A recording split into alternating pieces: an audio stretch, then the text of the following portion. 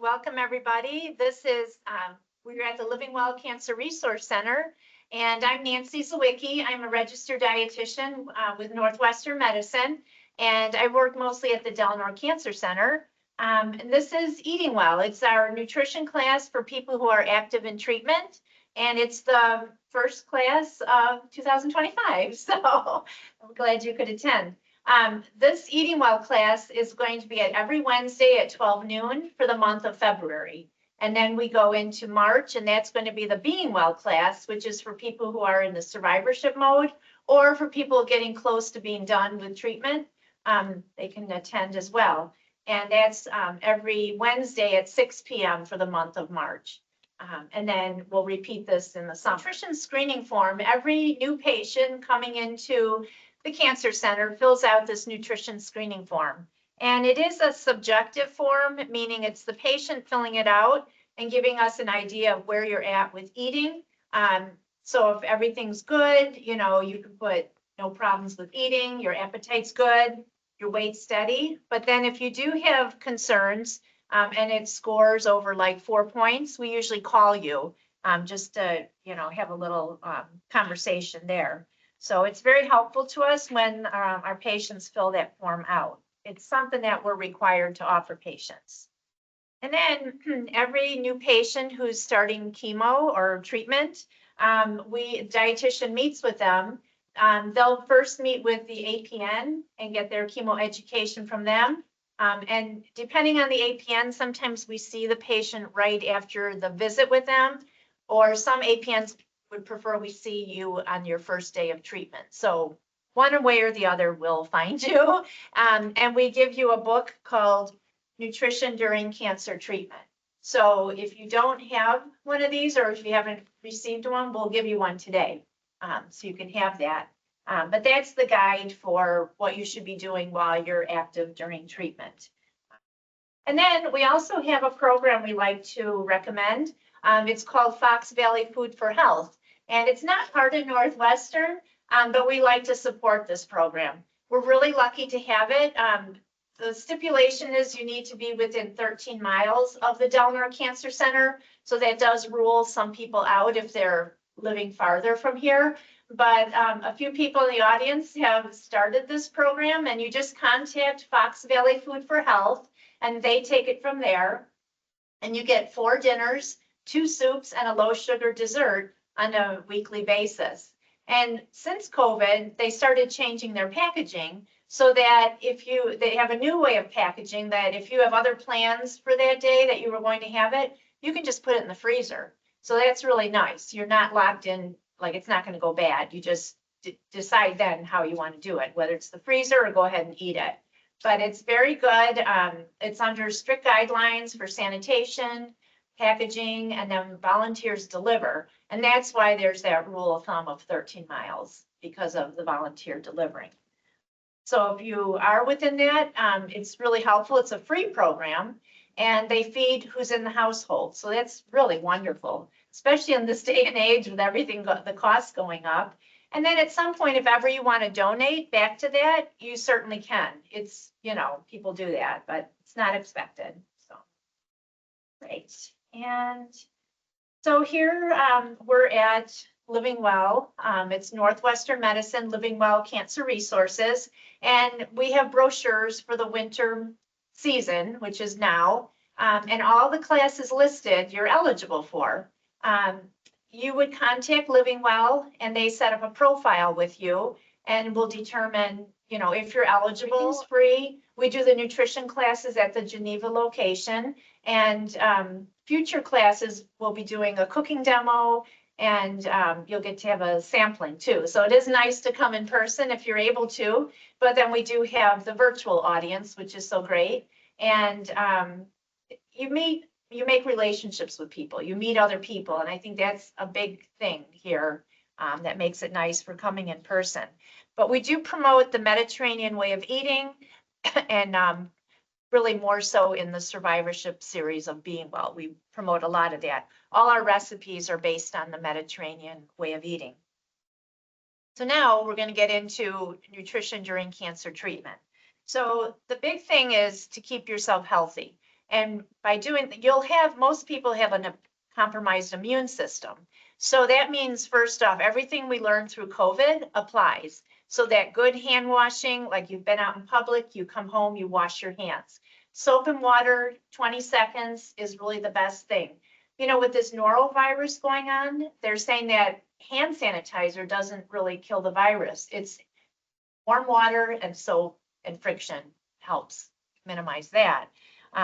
So anytime before you eat, before you cook, you always wash your hands. It's really important. And then being careful who comes into your house too, that they don't have colds and sickness. You kind of have to do that tough love, you know, where you're protecting yourself, or if you're a caregiver, you're protecting the other person. And I still keep a roll of paper towels in my guest bathroom so that we're not constantly using that common hand towel. It's paper towel and throw it out. And so then the next part will be food safety. So that's the other component. People will say, if I have a compromised immune system, is there a way that I can improve or boost my immunity? And it's really practicing good habits to prevent you from getting sick is the best way to approach it. So the hand washing and food safety and eating a variety of foods and eating healthful foods, so that the nutrition supports your immune system too. But there's no secret formula that you can take a certain food and it boosts your immunity. That's a lot of misleading information. We want you to have fruits and vegetables, protein, you know, to keep a good balanced diet. So first off, with food safety, you know, all your poultry, fish, meats need to be cooked through. So I can use the example, if you have a piece of steak, you just don't want a bloody steak. It needs to be cooked through. So heat kills stuff. You kind of see that. Poultry should be cooked to 165 degrees. You don't want to see any red juices. They should be clear and that there's no pinkiness in the meat. So using a thermometer is really helpful. It's helpful for all your poultry and fish and beef. So get the instant read where you can get them in the grocery store. You just stick it in the food, you get the reading and take it out. It doesn't stay in the oven. And then to avoid raw nuts, but roasted nuts are okay if you can tolerate them. If you have raw nuts, what you can do is put them on a sheet pan and toast them in the oven. You could just Google like temperature and how long. It's not for very long because they can burn very easily, but that way they don't go to waste. You can toast them and, you know, use them up. But for future purchases, get the roasted nuts. And then avoid smoked salmon and any other smoked fish. Just because it's smoked at a low temperature, it doesn't really kill anything. And so you also want to avoid sushi. That would be a given. And luncheon meat, we would prefer that you avoid the deli counter where they slice it. If you're going to have luncheon meat, get the pre-packaged, but then you have to heat it up in the microwave or in a skillet, and that helps prevent the risk of listeria. This isn't the same thing with the boar's head, the plant having the listeria problem. That was a plant at the plant problem. This is something we've always told patients: when you're immune compromised, you should heat up the luncheon meat. Pregnant women have to do that too. So oftentimes when I see a patient, they go, "Oh, that's what we had to do when we were pregnant." I'm like, yeah, because the people who are immune compromised are pregnant people, elderly, and then people going through a cancer treatment are considered immune compromised. And then with eggs are a good source of protein, but you want to avoid the runny yolk, and that's because of the risk of salmonella. So hard-boiled, scrambled, or omelet, and you can add cheese to the eggs to boost the protein content. People have increased protein needs going through treatment. We're not expecting you to start drinking all these protein drinks. That's for if you're struggling with your appetite. But if you have protein source with each meal and snack, you pretty much can meet your needs. And we'll kind of go through that more. Being careful to avoid salad dressings that use raw egg. Things have to be pasteurized to make them safe. And then for cheese, avoid the mold ripened cheese like brie, camembert, gorgonzola, blue cheese. Those are, you see them more around the holidays, so we're kind of past that. But the hard cheeses are fine, like cheddar, Swiss, Colby, Parmesan. I like sometimes, you know, my grandkids come over, I take a piece of bread, put cheddar cheese on it, and I toast it. And it's just a simple little comfort food they like in a cup in little pieces. Maybe have a bowl of soup with it. But your meals, when you're kind of not feeling so great, should be simple meals, not complicated, not strong smelling, but get protein in as best you can. So some of those comfort foods, even macaroni and cheese is good. So eggs for dinner, as long as they're cooked without the runny yolk. I do that when my husband's out of town. I might just make some eggs for dinner. It's easy. Yeah, and then with your produce, we do want you to eat vegetables and fruit if you're able to. We prefer that you buy the whole vegetable and just wash the outside of everything before you prepare it. That includes even a lime, a lemon, carrots, all that stuff. Wash the outside. If it's got kind of a textury surface or if there's like a little dirt on it, you could have a vegetable brush and just kind of scrape it or brush it. That friction helps clean. But like sometimes celery, when you open it up, there's some dirt on it. That's a form of bacteria. So you want to get rid of that. And let's see. And then bagged lettuce, you should still wash it, even though it says triple washed. I've heard from people like it comes down on a conveyor and things are sprayed on it to make it last longer. And you want to just wash it again would be important. We want you to avoid, like some grocery stores will make it convenient for people. They'll cut up watermelon or other vegetables or fruit and put them in those clear plastic containers for convenience. We don't want you having that because it wasn't done on site. It's done on site. Like something like a Trader Joe's, they'll have stuff brought in, butternut squash cut up and it's in a sealed bag. That would be okay. But the thing with this pre-cut vegetables and fruit, they go bad quicker because they were exposed to air like oxidation. So really to get your most bang for your buck is get the whole vegetable. And then some of the vegetables and fruits that have a higher water content are going to go bad quicker. So plan to use those first. Other things that have less of a water content like potatoes and even onions, broccoli or cauliflower, those will last a little longer, or squash. But things like a cucumber or tomato, those tend to go bad a little quicker. And everyone's different where they're coming from. Like some people, depending on their diagnosis, need to avoid things like broccoli and cauliflower. If you're finding that I don't have any problems, no side effects, I'm doing fine, you can have whatever you want. And when you're in that situation, try to eat healthy, kind of like the Mediterranean way. But there's some people that do struggle. They have more side effects, and then they have to kind of bring the fiber down in their diet and like not having those gassy type vegetables. Something more like carrots and green beans or cooked spinach might be more suitable for them. So everyone's individual. I'm just kind of talking general today. And then we want you to avoid freshly made salsa, like pico de gallo. Like it'd be better to get the jar of salsa because it was pasteurized. But anything like, like in the deli section where they have those salads pre-made and all, like those kind of raw vegetables and fruit, I would avoid. Like salads, if you eat out, avoid fresh salads. And the reason is we don't know how well they wash the produce when they prepared it. You can have them at home because you know that you washed it and all. Some people who have an ostomy need to avoid salad. So that's why I'm still saying it's individual who can have it. But we want to make sure that that produce is clean. And you can assure that by doing that at home. So if you were going to eat out, you should have more cooked food like a hot soup or a hot meal because it's all cooked, and it's good. And if you were to have leftover, you should ask for the container and then you put it in the container. And then when you get home, I would mark use by because you have 3 days for leftovers because of the immune compromise. Other people in the household can have 5 days, they can do longer.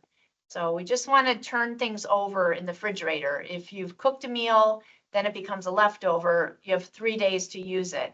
If you made a big pot of soup and you're like, I'm going to have it for dinner, but I don't want it the rest of the week, you can then pour it into little individual containers, label and date it and put in the freezer. And same with a hot meal too. If you had it for dinner and you're like, I'm done with this for the week, you could put it in a container and then freeze it. So we don't want to waste anything. But we also don't want you to wait 4 days and say, I might put in the freezer now. That wouldn't be a good idea.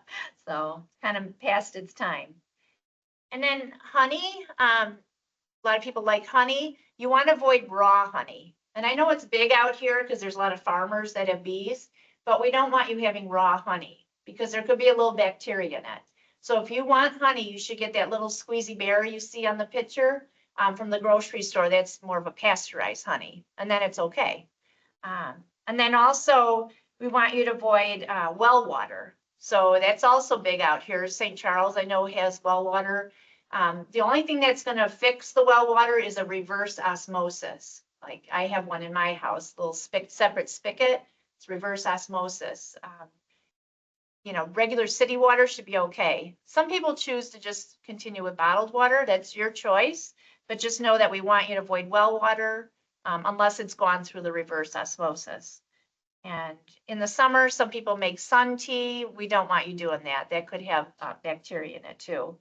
We don't want you having vitamin water or high antioxidant drinks. Regular straight water is fine. If you don't have any mouth sensitivity, you could put a slice of lemon to give it a little bit more flavor. But people who have mouth sores shouldn't do the lemon because that could cause some burning too. But any juices that are unpasteurized, you want to avoid. So like, we don't really want you going to like a grocery store and they have their own little juice stand where they're making fresh squeezed juices because we don't know that they wash their produce well. So at home, you can do it because you can wash the outside of the produce and then know it's good. So. Yeah, and then back with the honey, avoid unrefrigerated cream-filled pastries. So if you purchase cream-filled pastries, you know, you can have one, but then the others need to go in the refrigerator then. So they have to be refrigerated. And then here's some other food safety tips. It'd be the next slide. We want you to avoid thawing meats on the counter. You want to plan ahead. And I always either put the meat container in another bag or I put paper toweling under it because you never know when something was frozen, they could have a pinprick in the packaging and could cause leakage, and what a mess to clean up. And always put the meat you're thawing on the bottommost shelf of your refrigerator so that nothing below could ever get drips on it. You know, if I know they make different types of shelving, but yeah. So you just have to plan ahead and then thoroughly washing your produce. You don't need commercial rinses, just straight running water and the brush is what you need. So I know one time we had a question and it was fine. I love questions because other people learn from them. But a man asked if he could wash his produce in soap and water. And I was really glad he asked that question because some people might think it's okay, but it's not because produce is porous and it could absorb that soap and be bad for you. So just running water and then use a colander. And if things have textury surface or there's dirt, you clean it. Especially like in the summer, you go to farmers markets. These are fresh off the fields. You'll see some dirt on some of the produce. And so you really want to make sure you're washing it good. And then when you reach for products in your refrigerator, like produce, you got to use your senses, like your eyes, your touch. Is it crispy or is it getting kind of soft or is there mold on it or, you know, smell, you know, never taste something if you're not sure because that would be good. But get rid of it. If in doubt, you throw it out. And then if you open a carton of eggs and, you know, the eggs are all good, but there's one with a crack in it, you want to throw that one out. But the others are okay. Don't throw the whole container out because with the price of eggs, you know, they're worth gold right now. And then going through your pantry, everyone should be doing that, but checking expiration dates. We do that here too. And sometimes you find a surprise, you know, because time flies and we think we just did it a couple months ago and maybe it was 6 months later. So when you do that, you know, get rid of stuff that's outdated, but if things are getting close to being expired, try to plan to utilize that in a recipe or whatever, just to use it up. We're trying not to do a lot of throwaway. We want to keep our food budget down because, you know, prices are a lot in the grocery store. Yeah, never take a risk with food. That's important. I know, like, if you saw mold on a bread, get rid of it. Mold on cheese, you can sometimes cut off. So certain things you can kind of work with, but if you bought shredded cheese and you see little piece of mold, I would just get rid of it. Just kind of use your common sense, and we don't want anyone getting sick from doing stuff like that. And then I don't know if you've heard of cross-contamination. So you have a fresh cutting board and you're cutting up chicken, raw chicken on there with your knife and all, and you get it all ready and you put it in the oven. Well, now you want to wash. I would put that cutting board in the dishwasher just because it was raw poultry, and the knife, or wash it however, but get fresh cutting board, fresh knife, so that when that cooked meat comes out, you've got fresh equipment to do any cutting and all. I don't know, I feel like a good stock kitchen is really important, and then good cookware, because then things that's easy to clean, because then you want to cook. You don't have that big, problem with scrubbing and scraping stuff. So anyhow, it helps promote cooking in the home. And then having a thermometer is important. I also used to work for Butterball and with the cooking line. And we always said, like, if you have a turkey, you have to use a thermometer to check for doneness. So you check the breast, but when you put the instant read thermometer in, you don't want it to touch the bone. It's got to be just the meatiest part, and then also the thigh. And then if you do stuffing, that takes the longest to come up to temperature. So all those parts, if you're doing that. But poultry, you really want to be careful with, because when you open a package, you want minimal handling. You don't need to wash the poultry. I think people for years and years used to do that, but you run the risk of something splattering, and then those contaminated juices can spread around. So minimal handling. Even with a turkey, they have new wrapping. It's an easy open. You just open it, put it right on the roasting pan, get the neck and the giblets out, and I blot it down with paper toweling, but just wash and then sterilize that area for juices. So poultry is the biggest offender, where you get those contaminated juices, they call it. They resolve themselves in the oven because the heat will kill everything. But yeah, you just have to be careful with all that. Even steak and fish, just good handling. I keep gloves on hand, so that's nice to have, especially with poultry. I wear those. All right. And then we were talking about eating out.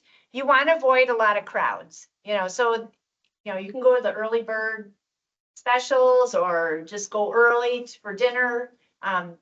Sometimes on my way into work, I'll hit a Target because it opens early, and there's like no one in the store. So kind of learning the places that open early and get it done and out of there, so you're not amidst the big crowds, because there's a lot of sickness going on right now out there. The flu's ramping up and norovirus, like, you just want to protect yourself. So if you are going at a time when there are a lot of people, have a mask handy and wear that, so you're protecting yourself. And change lanes if there's someone coughing right behind you, and just avoiding use of salad bars. It's hard to, you don't really see too many now. They're pretty well shielded, the sneeze guard. But we don't want you doing buffets or smorgasbords. Like, as we eventually get warmer out and there's outdoor parties and people put their big display, or even now an indoor party where the big spread of food, maybe even Super Bowl, you should be the first person in line to get your food before people are talking and coughing in line. So just have to be careful. If you are eating out, we want you not to have a slice of tomato or lettuce added to a sandwich. Again, it's because we don't know how well it's being washed. So if you are picking up a sandwich, just get it plain and then bring it home, and then you can add it because you know that you washed the lettuce and the tomato. Little things like that to think about. If you don't have that luxury of being able to bring it home, you have to keep going, then maybe try and get like a meatball sandwich, something that's already been heated up, or a hot panini where the heat took care of things. That would be okay. Okay, and then as far as supplements, so that's one of the first questions we ask too when we meet with you in person is, are you taking any nutritional supplements? And so what is allowed is like calcium, vitamin D, but the big things to avoid is vitamins A, C, E, zinc, and selenium. So usually like a multiple vitamin, we'll say to stop. Vitamin C, you can just get it from food. that's why if you're feeling okay, eat a variety of fruits and vegetables to get the nutrition from that and not from a supplement. Your oncologist is the captain of your ship. You should check with them. And if you can just get it through food, like you have a good diet, may not have to go back to that, Yeah. So, yeah. I feel like sometimes we get caught up in all that product and becomes a moneymaker. Sometimes it's just washed away, like water soluble just washes out of us.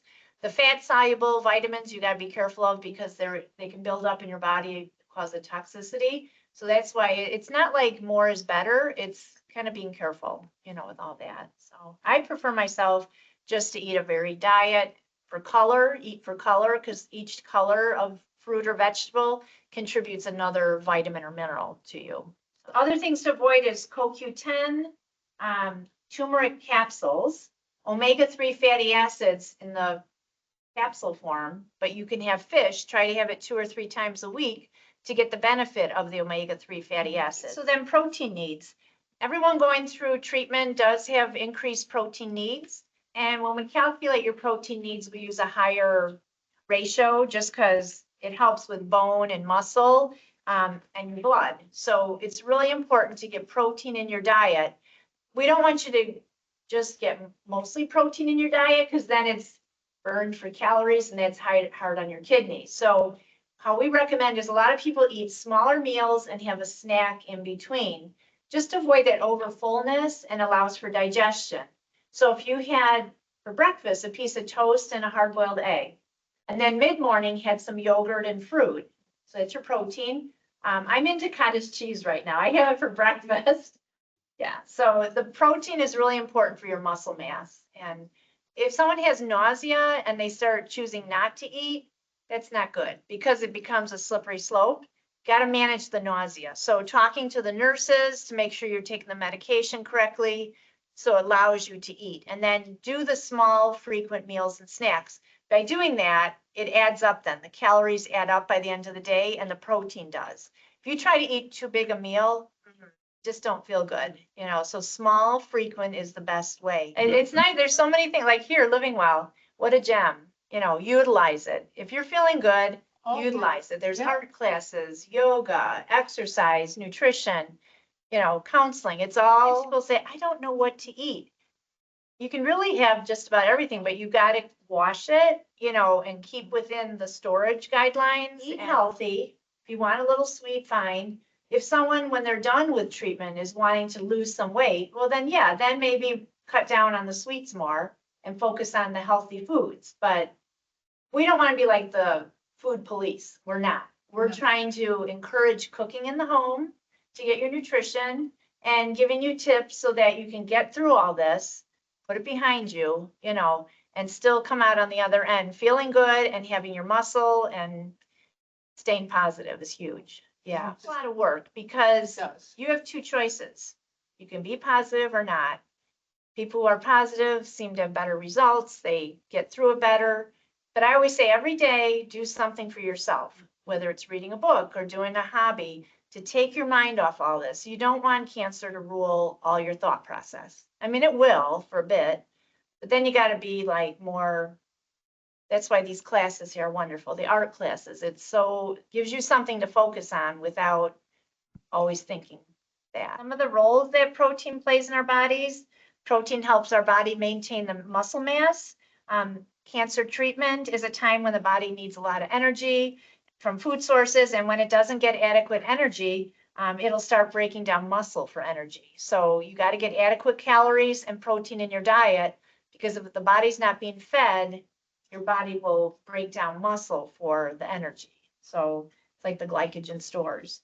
Lean muscle loss leads to weakness and fatigue. So, whatever you can with exercise, if you're limited to getting around, maybe every hour, walk around your place indoors. If other people are doing great, they have an exercise routine and they're not affected by fatigue, continue that. So it's all individual, but exercise does help. Helps with our head too, If the body's weak, then the immune system cannot fight off infection. Adequate protein intake before and during treatment can help support the immune system. And then proteins needed to build new cells. And we also want to say that hydration is so important, like it's huge. Trying to get 8-ounce glasses a day. Some people need a little bit more, but it helps you feel better. Some people end up just coming in for IV fluids. You know, we had that shortage with the hurricane last fall. I think they're kind of coming out of that a bit, but the Cancer Center really wants patients to do their part to stay hydrated. So making a conscious effort, it's 8-ounce glasses of liquid. So if you start in the morning, you got the whole day to get it in. For some people, it's hard. I know growing up, we weren't carrying water bottles around. Go for the garden hose, you know, if you're thirsty. But now it's so, I think the young people get it. They always have those big old water bottles with them. So there's other sources, like even a little thing of Jello or a popsicle, broth. Anything that can melt and be a liquid counts as a liquid. You can also consider some of these drinks too. We'll go into that, but yeah, it's looking for alternatives. The smoothies, that can count somewhat too, with nutritional beverages. If you're eating okay and you're maintaining your weight, that's what we want. We want you to maintain your weight. We don't want you trying to lose weight. The only way if you were trying to lose weight is if suddenly you're like, I'm going to eat healthier, and then you notice you lost a few pounds. That's okay. But if you're starting to like try and lose weight during treatment, it's not always a good thing. We prefer you try and maintain. But if you're trying to get more protein in your diet, Premier Protein is very popular. It has 30 grams of protein. It's pretty well liked, tastes good, but it only has 160 calories. So if your goal is to get more protein, this is fine. But if you're struggling with your weight, like to hold on to it, you might want to consider a different one because it's kind of lower in calories. And then this is new. This is from Orgain. It has 30 grams of protein. So it just came out in the fall, but it also has 160 calories. So it's kind of like this, but it's a milk protein shake. And then there's two other, these are the ones we've always had. There's a grass-fed protein, and then there's a plant protein. So people who are vegetarian can go with the plant protein. And this one's 16 grams of protein, and then Orgain, it's like a milk-based, and that's also 16 grams. So there are choices out there that are non-milk. And then Ensure Max is popular. So there's a variety of Ensure products. We like Ensure Max a lot because it is high in protein. It's 30 grams. It's 150 calories, but diabetics can use both of these, Premier Protein and Ensure Max. And then there's Glucerna products too. And then this one called Ensure Complete. This one is for people who are not active in treatment. So if you're getting chemo, we wouldn't suggest this. But if you're done with that, then it's okay. And it's got 350 calories and 30 grams of protein. And then this one is wonderful for people who really struggle, or if they're having trouble swallowing and they can still do a little bit. This one is called Very High Calorie Boost, so VHC Boost. This has 530 calories in this little container. Yeah, so it's kind of like really special. You have to order it online. But there are some people, it's a salvation for them, because if they're struggling to even eat food, if they can get this down, a few of them a day, then they're getting their calories and protein. Usually with something like this, if someone's really struggling, I'll say pour it into a little shot glass, and like every 15 minutes, take a shot instead of trying to drink the whole thing. Because some people really are struggling with getting something like this in. So there's products out there, but if you're feeling good and your side effects are managed, just eat normal. You can make your smoothie, you can have your yogurt, your cottage cheese, and and do it that way. And there's something else we have. These can be ordered. We have samples at the Cancer Center. They're called tummy drops. So your first line for nausea management is your medication, your anti-nausea. These are something you can keep in your purse if you're kind of feeling a little queasy. It doesn't hurt to just try one of these. Let it melt in your mouth. And it's a nice little container. It'll fit in your purse. But it's not to replace the anti-nausea medication. Lemon heads are good for a dry mouth. The other thing, like with your fluids, we don't want you drinking vitamin water. So just water is good. And then You don't want juices that are like drinking a big thing of juice that says high in antioxidants. With those, you can put a little bit in a glass, and sometimes I'll do that myself, like pomegranate juice. Put a little and then add some sparkling water. It just flavors the water, but you want to avoid too much of the high antioxidants. And so I'll just backtrack. With those supplements, the reason why you want to get off of them, the chemo is trying to kill the bad cells. These supplements like vitamins and multiple vitamin are trying to protect all cells. So it's not letting the chemo do its full job. They like work against each other. So when you look at it that way, it makes sense to avoid them while you're going through treatment. Sometimes we need the rationale to understand it. You want the most bang for your buck if you're going through treatment. You know, you want it to be most effective. These are a couple other samples. It's called Unjury. It's a protein source. It's more of a savory. So you follow the directions on this. You heat the water to 140 degrees and then pour this packet in and stir it. It's like a broth, but you have to have a thermometer because if it's too hot, it's going to clump and then it'll be unappetizing. And then this one here is a unflavored, same thing, but you can add it to foods, but still follow the directions on here.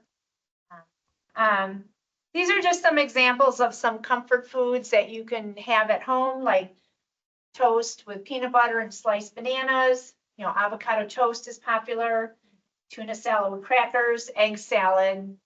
Even though there's the egg things going on and higher prices, it's still an economical source of protein and it's soothing to people a lot of times. So making a little egg salad is okay. I still buy them because they're still good, you know, for protein. String cheese, you know, is a nice little snack. When you come for treatment, if you've got an extended time at the cancer center, bring a little cooler and put some foods in there that protein and, you know, so it's accessible. I know the cancer centers can't heat anything up. That's as a result of the COVID thing. So it's got to be all ready to go in your little cooler. The cancer center has some snacks too. Yeah. But you should eat breakfast before you come in for treatment. It's important. It helps with your nausea. And we're always there. So if ever you have questions, just ask to speak to a dietitian or social work. Yeah, we're always ready. Yeah. So the big takeaway is getting protein, adequate hydration, 8-ounce glasses of liquid. Try to do that small, frequent meals and snacks just for more comfort.